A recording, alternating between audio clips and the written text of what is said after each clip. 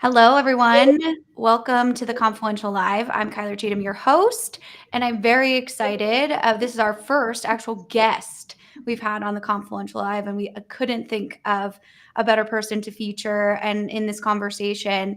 Before I introduce Kristy and have Adam say a few opening words about what we do here at the Confluential, I just want to kind of remind everyone of some logistics. So during this conversation, the point is to exchange ideas, right? It's not about what I say, about what Kristy says, what Adam says. It's about what's best for your organization. And that's really our mission here, is to share that type of insights. A big piece of that, right? It comes from you guys.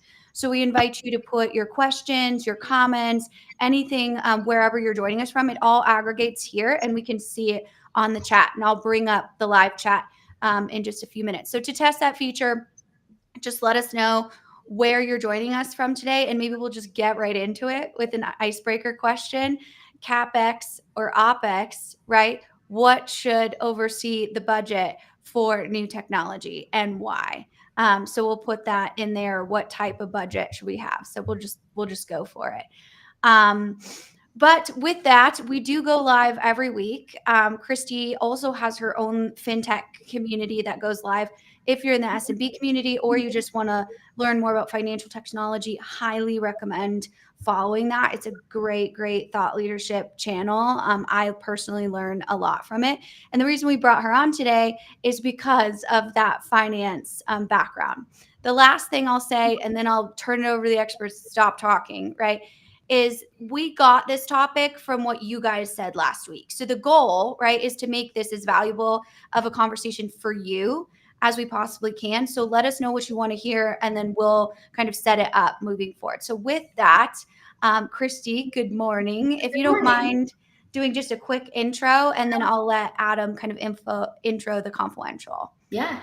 So my name is Kristy Barber. I have been in the accounting and finance world for 10 years and plus some, specifically in that. Start out in the accounting world, realize that there's so much more to it than just crunching numbers and inputting data into QuickBooks.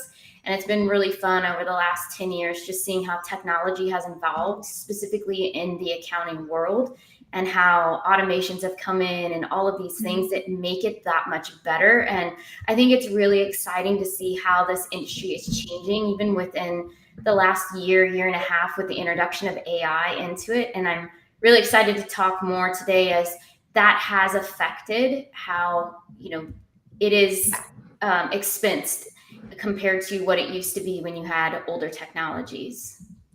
Yeah, definitely. I think that's so important, and a piece that people often miss because they're so rushed to the hype that it's not set up correctly in the back end. They're like, we'll get to it. And it's like, right. But it's going to cost you 4 times more to redo all of the things that you just did wrong. So, in that conversation, Adam, will you give us just a quick intro to the Confluential, what we do here, and how we're seeing this in the marketplace kind of unfold? Yeah, so my name's Adam Cheatham. I'm the CEO of the Confluential. At the Confluential, we focus on how different strategies, people, process, and technology work streams come together to add value at their intersections, at their confluences. So what we find in the technical space is that a lot of organizations who are looking to improve their IT ecosystems and help those ecosystems thrive a bit more effectively, they are taking on different types of projects. And when we take on different types of technical projects, you have the ones that you can build and the ones that you can buy.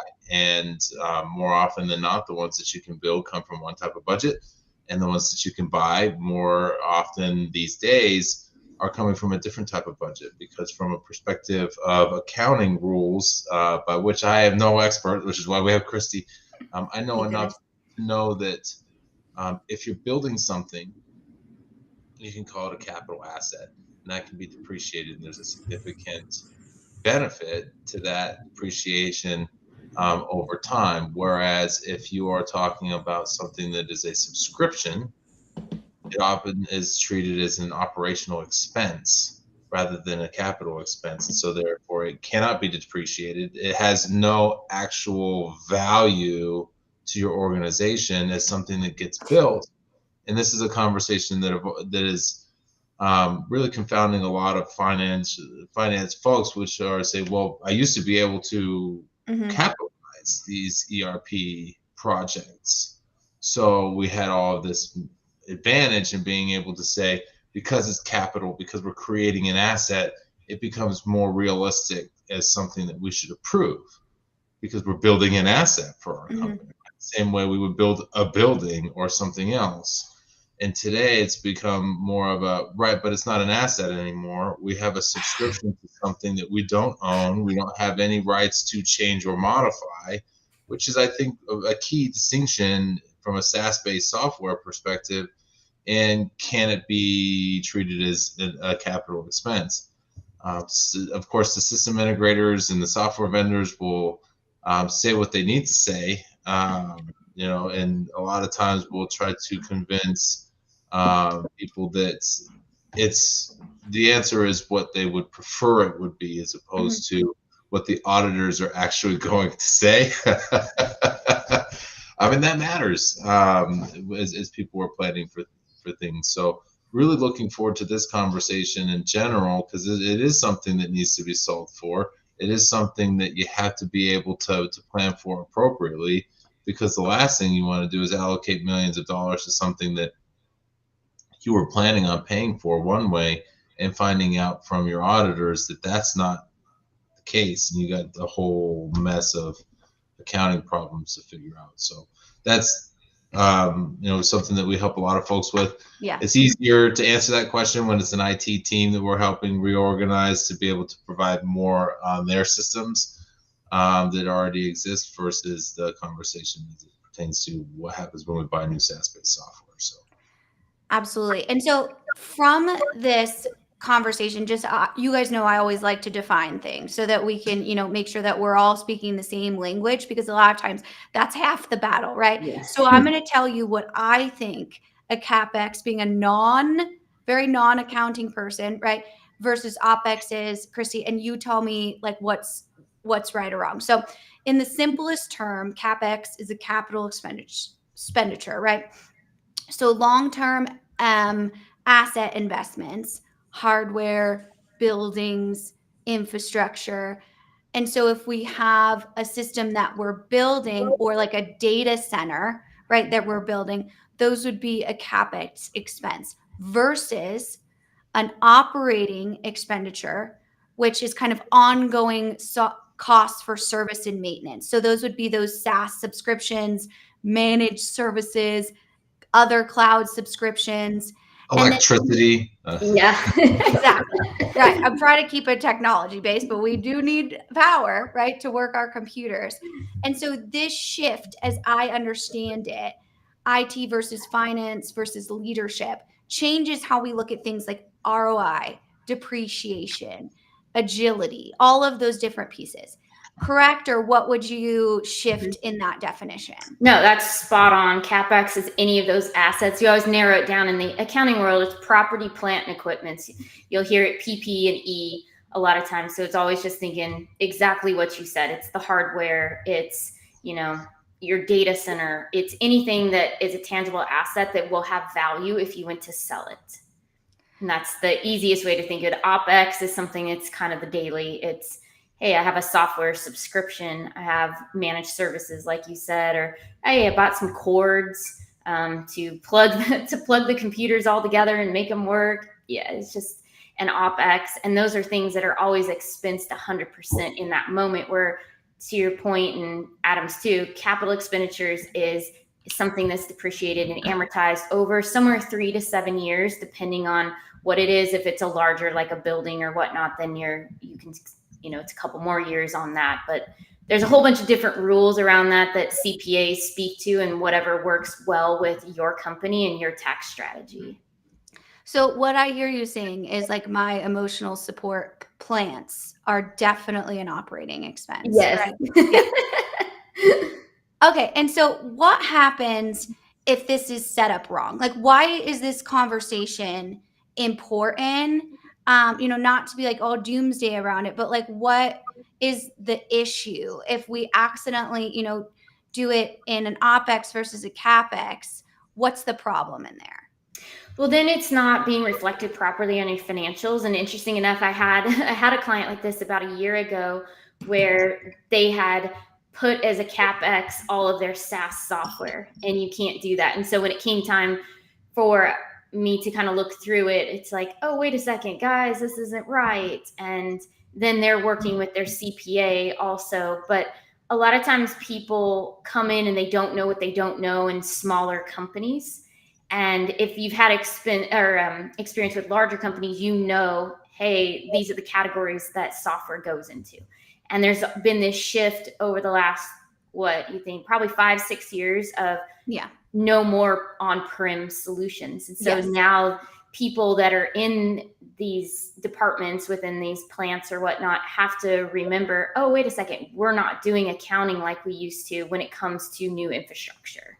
Right, absolutely. And Adam, I read, and again, no experience really in this conversation, but I read that a lot of times this is a huge risk for no exit strategy too, in not appropriating the funds correctly, because you're locked into these multi-service agreements without any sort of like governance or guardrails or anything like that. What would you speak to that like that? And then I'm going to go to the audience to get to some of these great questions. So from a perspective of exit strategy, I think that thought process, can you sell it, is a key part of the capital side of things, right?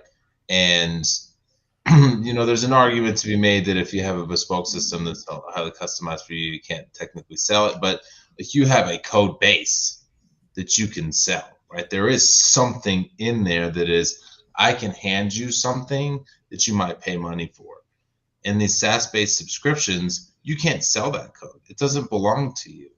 It belongs to somebody else. And the contracts are very specific that you can neither modify nor do anything with this. And none of this work is transferable. All of the enhancements that are made to this don't belong to you. They belong to the vendor. And it is very specific to those types of things. So as you start to think about exit strategy, your only exit strategy from a SaaS-based software is a different software.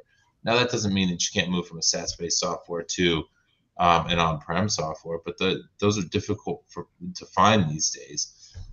So I'm just that for me is the key part of it, is that regardless of the argument on can you sell an on-prem system that's been highly customized, you have a bit more firm ground to stand on, because you do have code that you can sell, and code is something that people will pay for.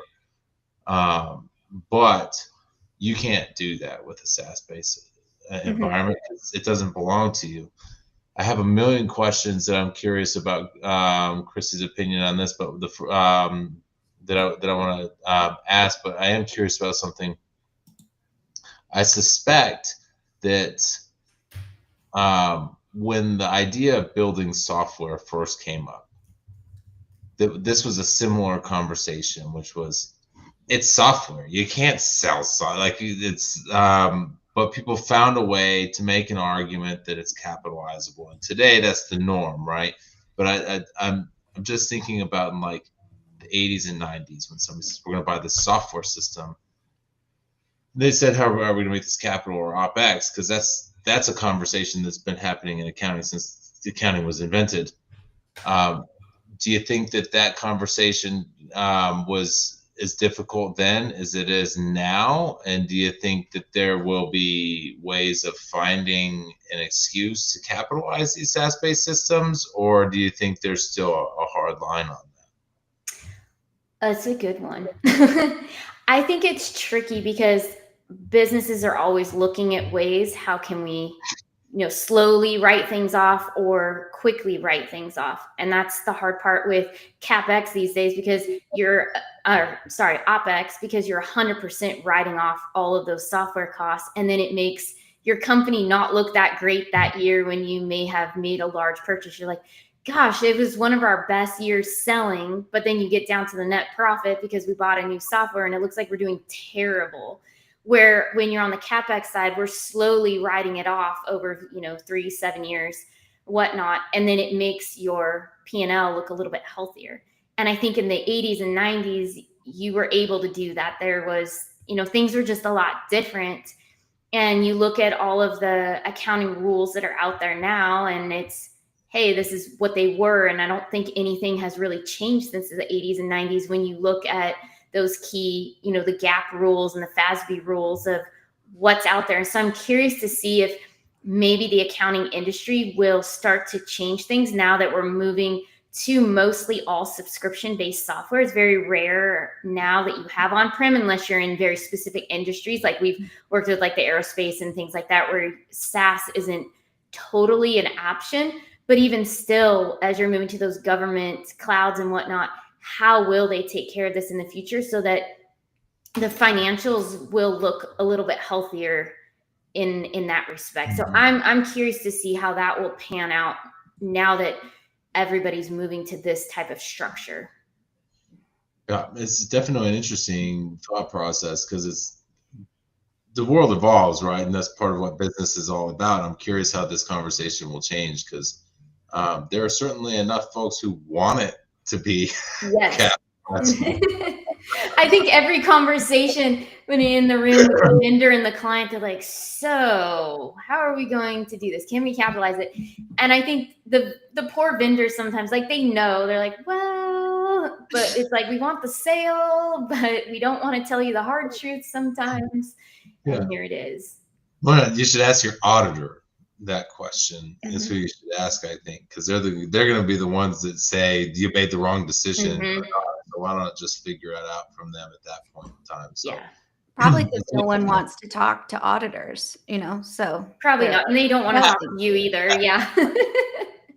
But they don't want to talk to you. Really, really important to have, and something all small businesses should have their books audited, once a year, just to make sure nothing got missed by their internal team or by a CPA. It's highly recommended. Absolutely. Yeah. I think that, it sounds like a scary word, but we kind of have to disarm that. Like language matters to a point, but you can't be scared of a word, especially if you don't understand what that means. And so let's look at some of these questions here on the side. The overlay is not showing up, so I'm just going to pull them up. Oh, here we go. Never mind. We popped. So we've got lots of questions, really great questions in here. I'll go ahead and ask some of them. If you, Kristy or Adam, see one, you're like, I want to answer that, just jump in and let me know and I'll pull it up here on the screen. But I think a lot of these are talking about kind of the financial technology decisions, right? And that's been this colliding of two worlds, like we've seen in other areas of business where technology has become more of the backbone. That's, the different takes we had last week on where should technology decision making lie, right? Adam says with the business, I say with the IT team, and everybody's kind of on different terms. Really, it matters what your organization is doing, right? Well, Kristy says we're finance and we're the ones going to approve it. So. I know, right? So but I will say from experience, and I know you can speak to this, Adam, too, you always know when a certain department is driving like a technology direction because of how decisions are being made. And you're like, oh, yep, this IT driven, you can kind of see how that shows up. Or if accounting, they're really honing in on certain things, and parts of the rest of the business that will utilize the software the most get forgotten. Yeah, absolutely. Yeah, the end user is like, who? You know? And then you're like, okay, well, you built this entire or bought this entire software for people that don't actually do that, right? In the organization, you just thought they did, right? And that's a huge issue, which brings me to this question, which I think is a really good kind of baseline question. And it could go for any department, right? How do you get finance and IT speaking the same language around these different, whether it's investment priorities, whether it's technical priorities? This can be kind of a meeting of two different agendas, right? And kind of remembering everyone's marching to the same goal, but everybody has different responsibilities and priorities in that conversation. So I'll let you take this first, Kristy, and then Adam, you can add any color to it you want.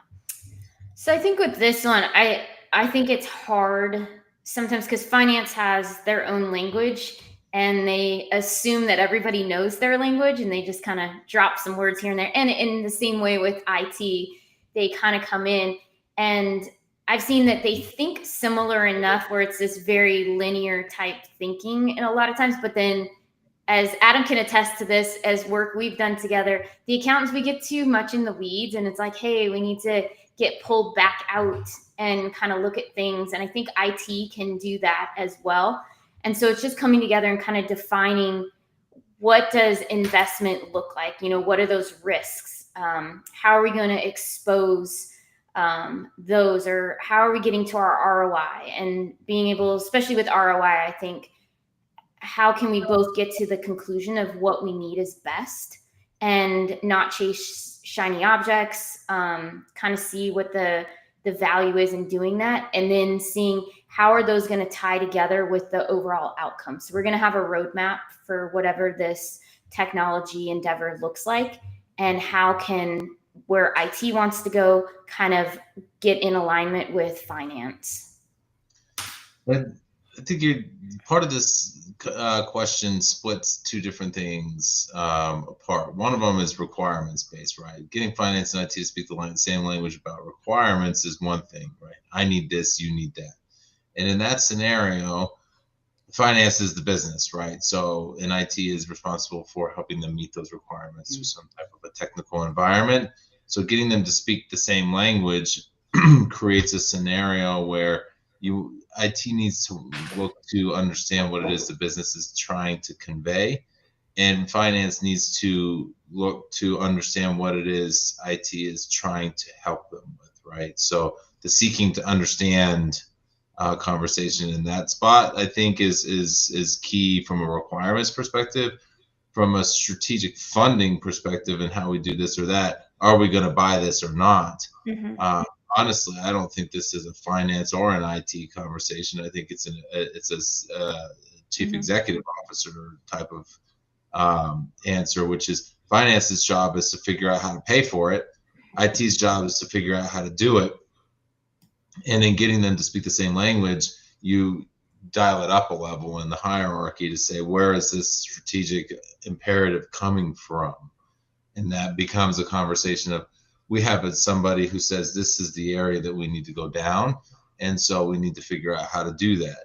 Finance can certainly often say no, right, because we can't afford that, it's not going to provide the right return on investment, and this, that, or the other.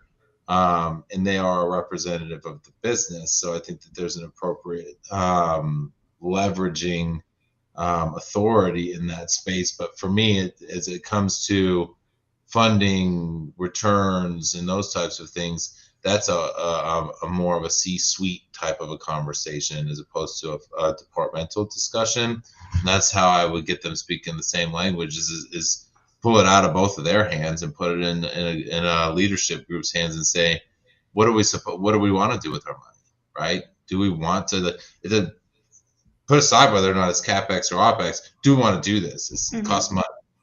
And are we going to get the purpose out of it? Can we pull it off?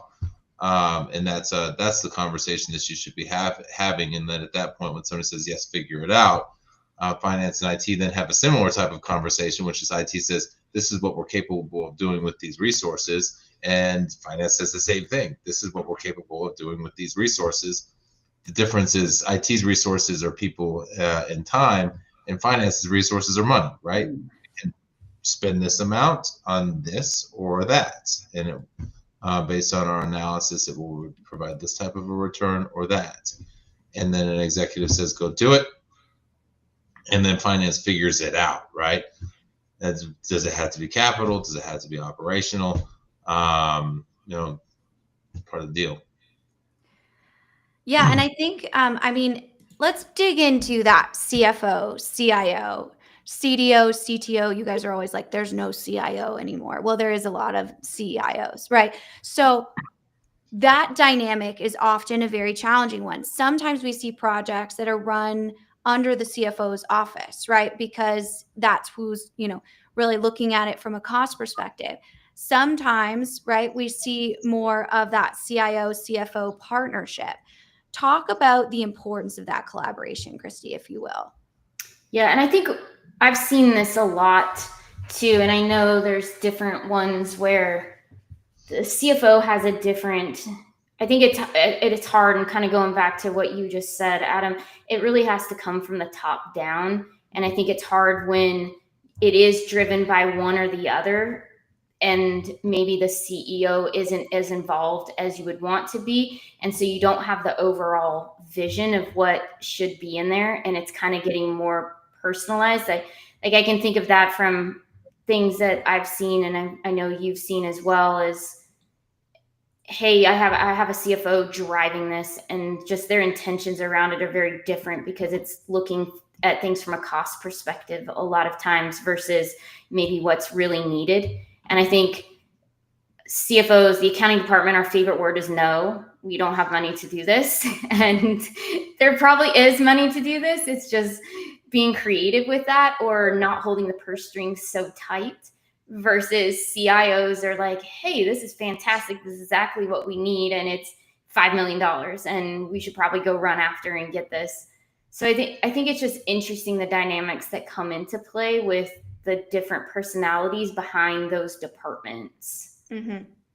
Yeah, that's always definitely a challenge, but definitely something that we can all agree should be made at the executive level. Yeah.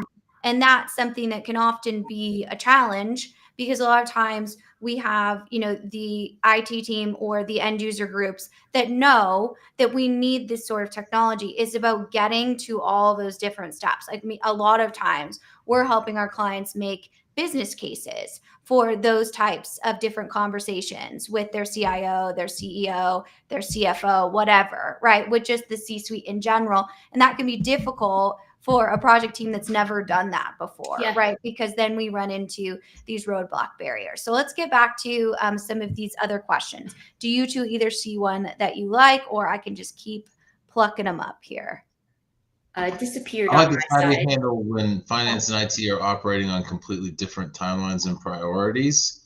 That's always right.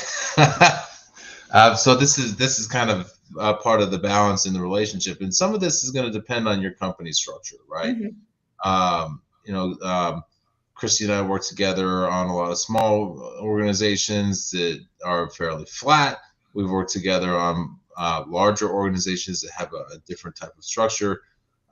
Does your IT team report to finance? Right, Yeah. that creates a particular way of saying, how do I handle it when they have to? Well, you do what IT says if they are on level footing and they have a good case for it and that fits with the strategy. But if IT reports to finance, the answer is clear, right? You do what finance says because they're top in the priority in the hierarchy. So when we're thinking about these things on different timelines and priorities, you have to start to pull things apart from a perspective of how you're set up as a company. And if you have this scenario where there are two more equal-footed or at least separate departments, and clean and clearly separate, where they don't report to one another, you have to have a conversation that's a bit more wide-ranging, as both of these functions are services to the business operations, right? Neither of them are technically operational. Neither of them make their own money in most cases, right? Finance can make its own money, you can make investments, those types of things. But for me, that's where this starts to get into the conversation of how do you balance those and say operations needs this, sales needs this. When we're talking about driving revenue and profits, where do these timelines and priorities align mostly with that core business function, which is revenue and profits? And that's how I would break that out. It does tend to lean in an advantage for finance because they tend to talk more in revenue and profit than IT does, just more naturally. But I'm curious what you've run into with this type of question, Kristy. I think a lot of times they are always running on slightly different priorities just because of the differences in the departments, where finance is looking priority more so, hey, cost wise, and IT is, looking more, hey, how can this solve some problems that we're experiencing on a day to day? So I think it gets interesting on that respect. But when they're operating on completely different timelines, I think that's when it gets tricky. And I've seen that where you have people come in and they have very unrealistic expectations of, well, we should be able to get this done in 3 months, and we'll work all day, all night to get it done. And it's like, well, no, that's not completely it. Or even the timeline being, we want to implement it tomorrow, start this thing, and finance comes in and is like, well, we don't have budget to do that yet. We need to wait. And I think that's something like we always say, that when you're starting down the road of looking at larger pieces of software, do you have a budget in place for this? Have you been saving or putting money aside, or do you know how you can put funds to this so that potentially you may not have such a different timeline of when the business needs it versus when there's money that can be allotted to it? Absolutely. So how many transformations, right, do you think has died on the hill of budget structure? I think there's ones that I don't know. I don't think I haven't seen very many, other than the fact of, hey, remember these extra things you wanted? We don't have it in the budget to do that. That's going to be a phase 2. And so you kind of go in with this, oh, this is awesome, I want all of this.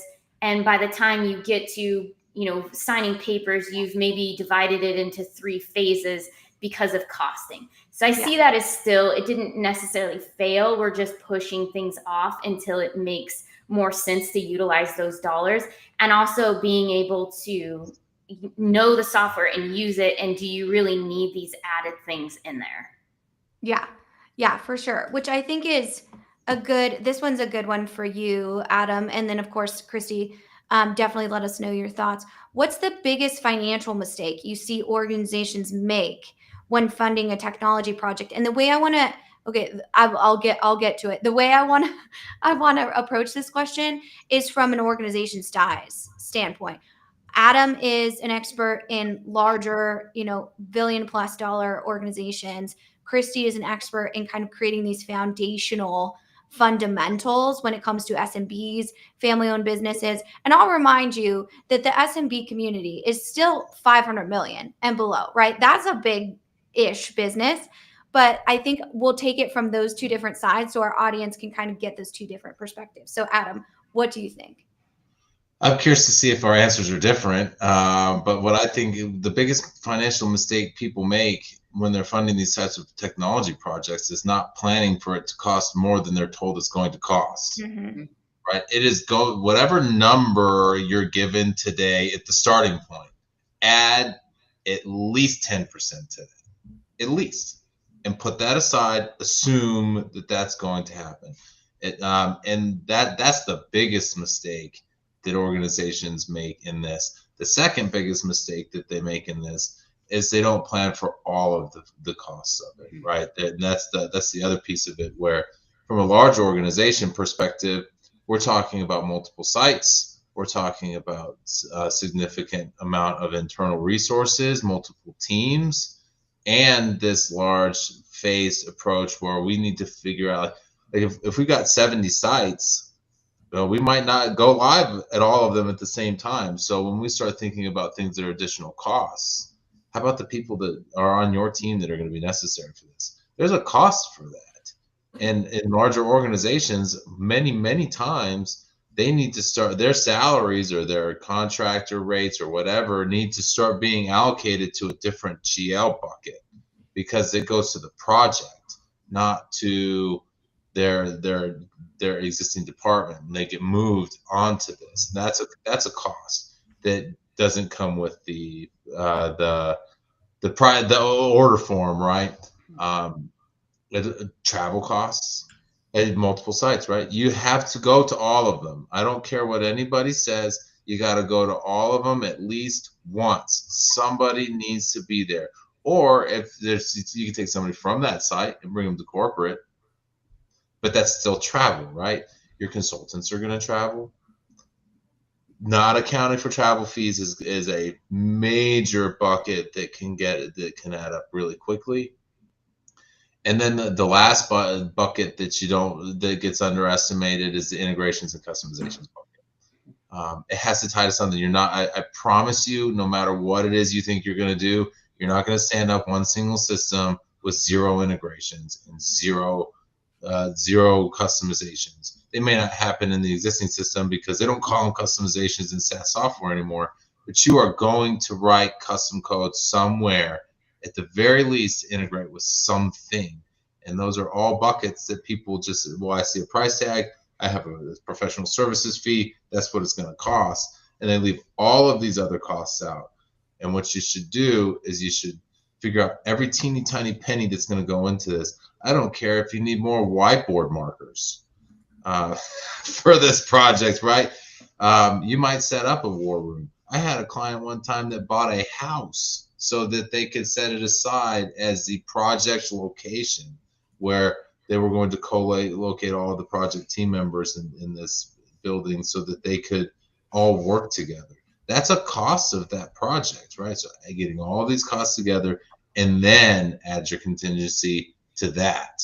That's the biggest financial mistake people make. And OpEx, CapEx has more to do with what it looks like on the books. Right? A dollar's a dollar. It's coming from somewhere. But that's my opinion. Kristy, what about you? No, I would totally agree with you. And I think the one thing I would add is just the cost of not doing anything when you've had to pause because your team is so small and they can't keep up with the daily and the implementation gets pushed out, or certain things haven't been done ahead of time, like data cleansing or whatnot, that takes a lot of time. And then you weren't prepared when the implementation started.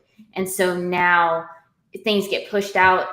So I've seen those come into place.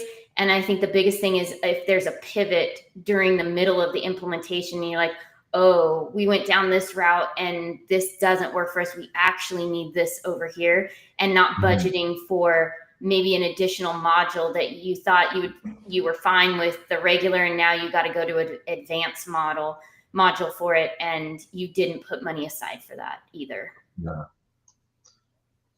That's a great The one. contingency is the biggest thing. People always forget to put, like you said, 15% aside for that, because you will use it. Yeah.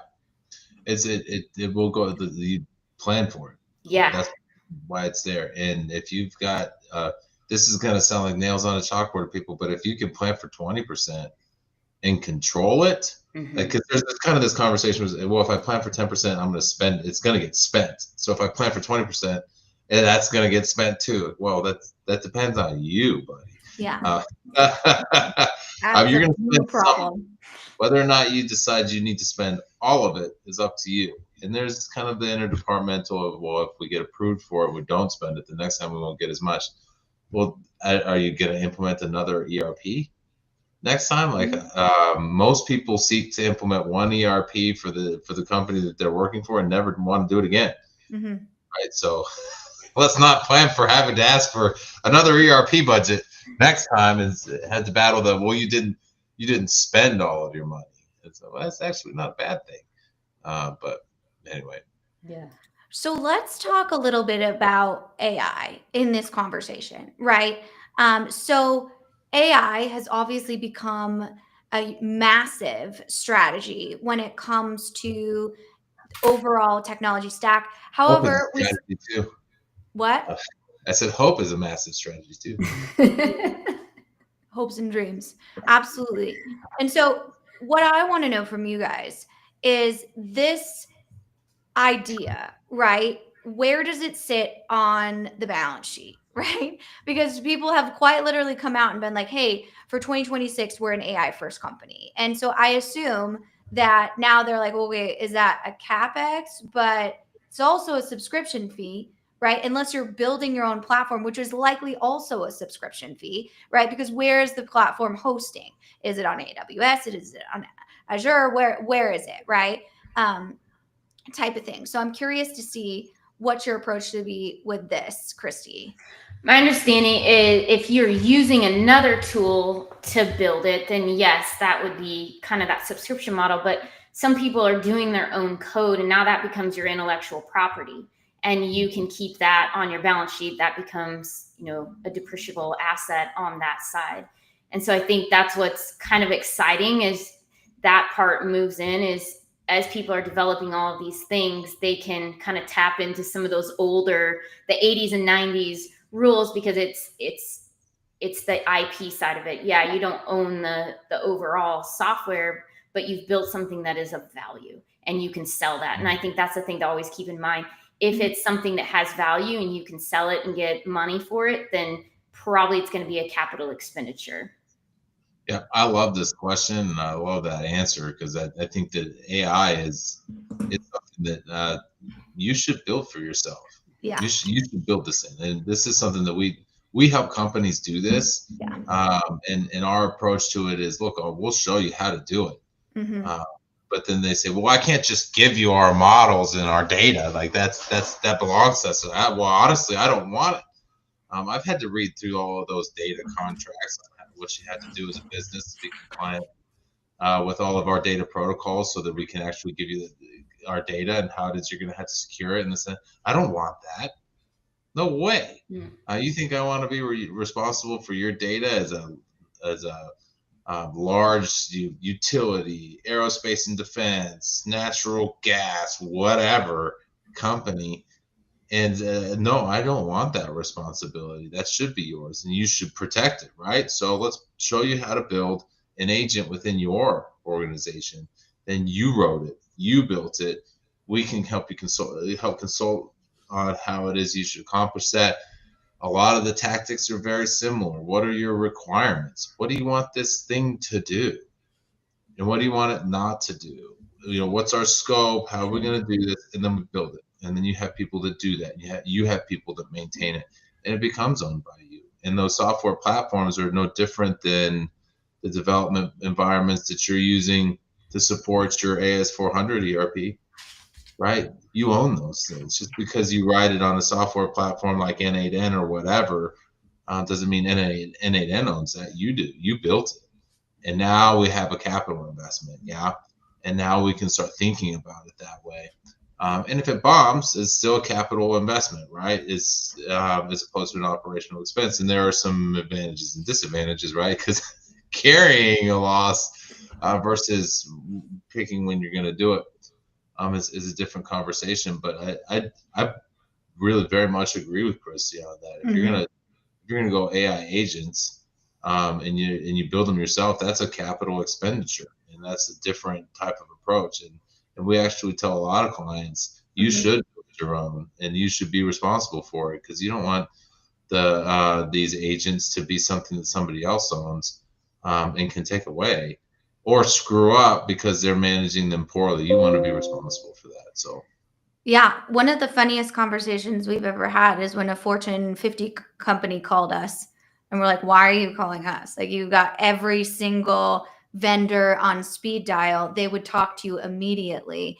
And he was like, well, I want to build this and I want to know if they can actually do it. And Adam goes, oh yeah, they can do it for sure, but they'll sell it to your competitor in 5 days. You don't own that. You don't own it. Exactly. So, and he was like so shocked. It was one of my favorite conversations, because it's like, no doubt about it, people can do that for you.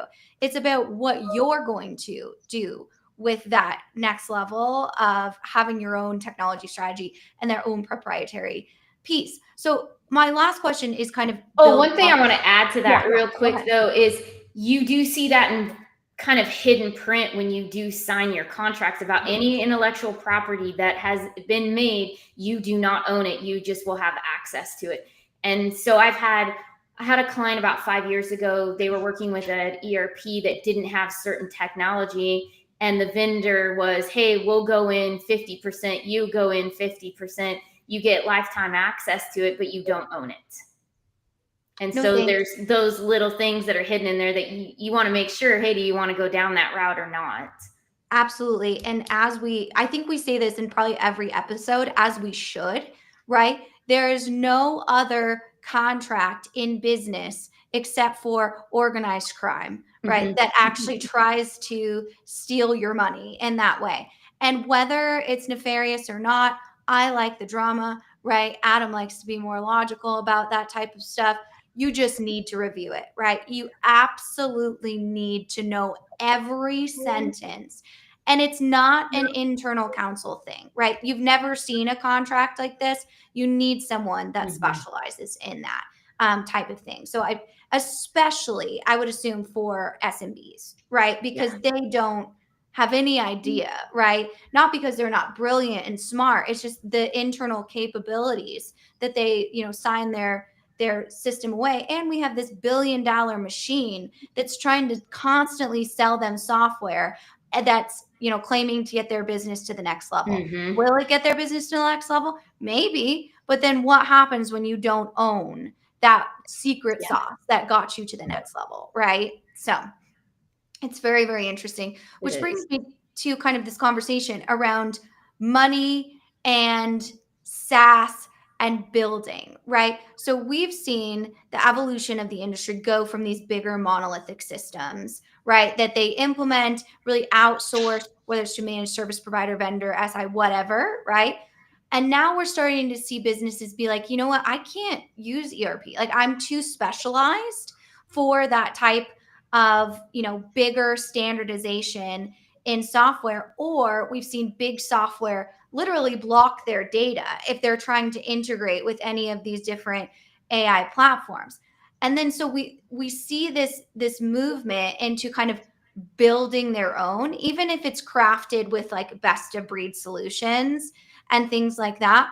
I'm wondering if you see SaaS actually save any of these businesses real money, because that's what the claim is, right? Is this infrastructure is going to be revolutionizing your welcome customer, right? That we give you this platform.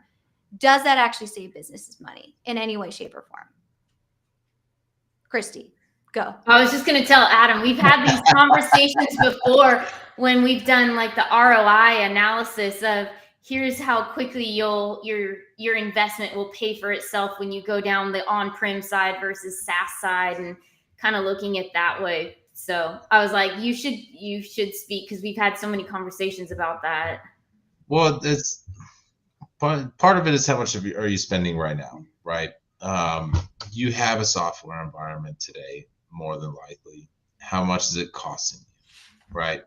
Like I have a client right now, they're paying $500,000 in licenses and maintenance on an old system, and it is costing them a significant amount of money to maintain that environment.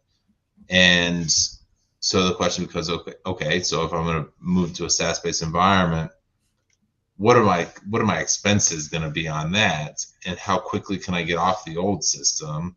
And there's a part of the math in that space that's important, right? Will it save you money? And that's just a matter of if I change cell phone plans, will it save me money? What's the return of an investment on changing a cell phone plan? Well, it's not a real change in return on investment. It's a reduction in cost, hopefully.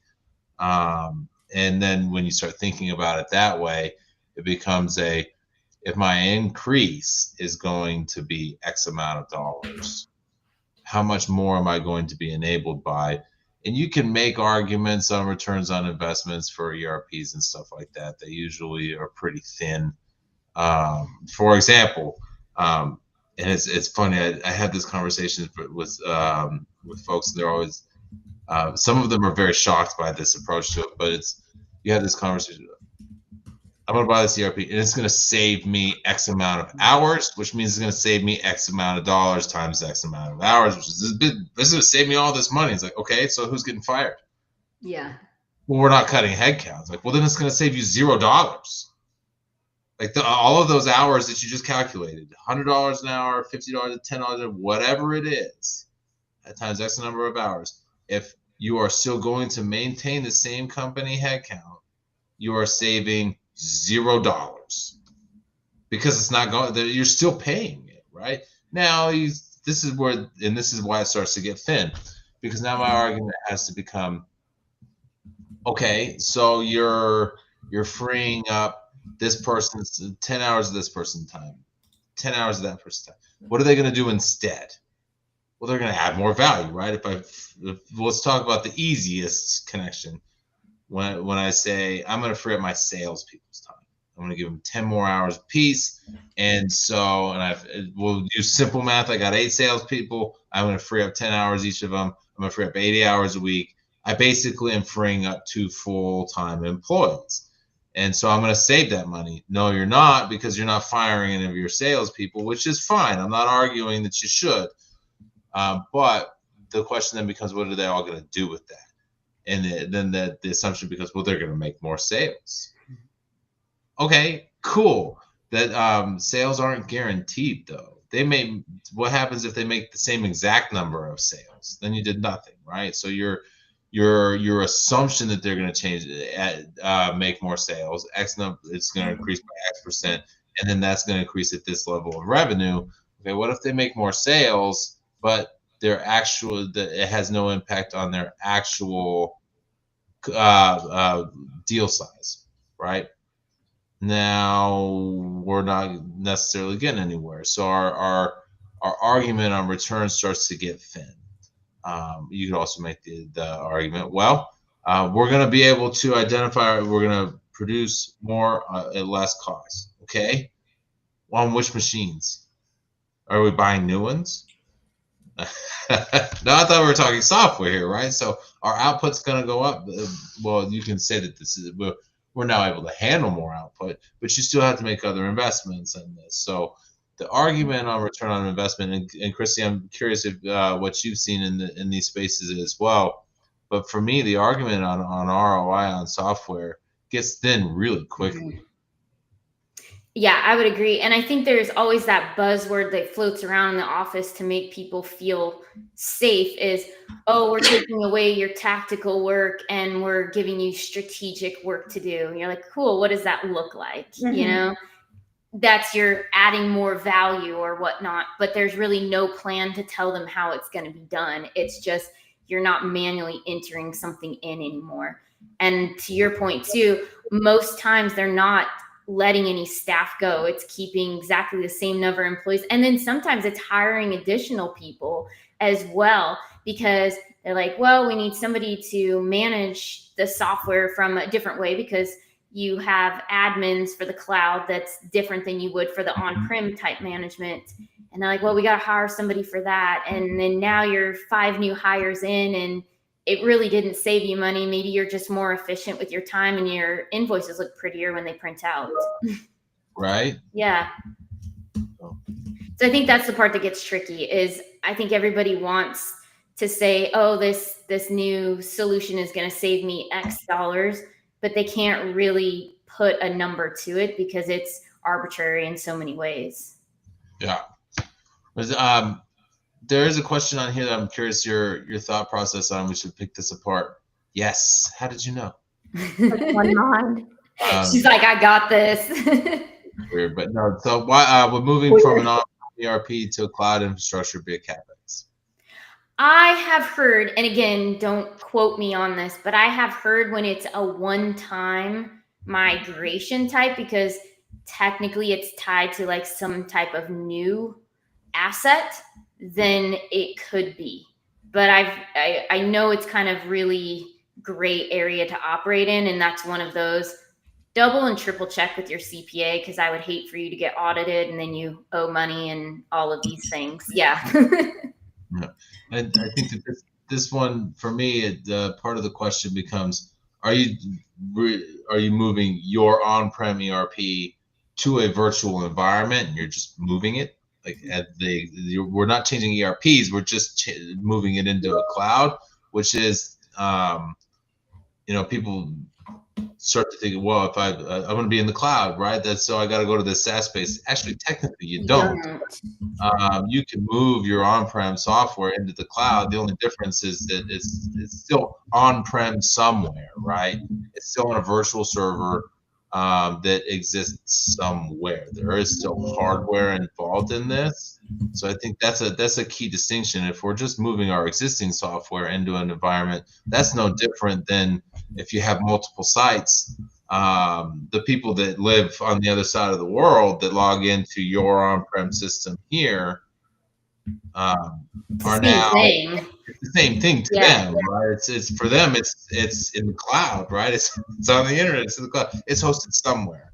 So from that perspective, if we're just migrating our existing system from our closet or whatever, our own little data center to a different one, I would say that that's far more clearly CapEx because you still maintain that existing You environment. do. It still belongs to you. It's still something you built. You If would we're just not be able to capitalize it, because then it's kind of like whatever that data center is that's hosting it for you. Like if you're moving it to AWS or something like that, then that becomes an OpEx. But you're still, like, to your point, it hasn't changed anything. So it's continually being that asset that's just hosted somewhere different. So you're you just end up splitting it a little bit, but not quite as badly as if I'm moving from an on-prem ERP to a SaaS-based ERP. That's clearly clearly leans more towards the OpEx category.